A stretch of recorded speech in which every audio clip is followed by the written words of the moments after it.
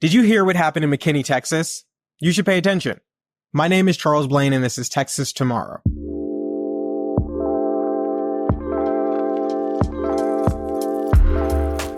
Just this week, there was a story out about a McKinney property owner who had tens of thousands of dollars of damage done to her home by her local government, and they refused to pay to fix it. And the thing is, some courts agreed with them. According to her and her team at the Institute of Justice, in 2020, an armed fugitive with a teenage hostage and fleeing from McKinney cops barricaded himself inside Vicky Baker's home with the hostage.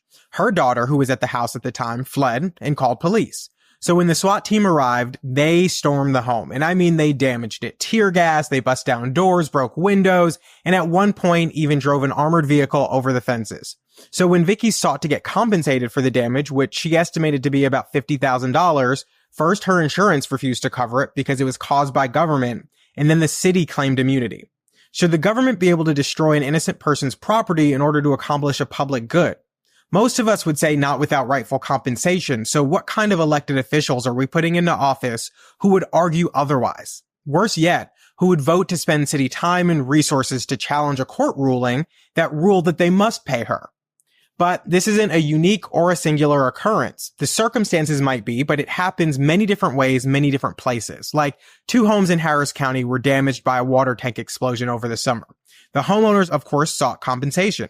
But then they received a letter from the Reed Road Municipal Utility District, number 1, a special purpose district government entity, claiming they had government immunity from paying the damage. In Dallas, a homeowner had $350,000 worth of damage done to his home over a period of time.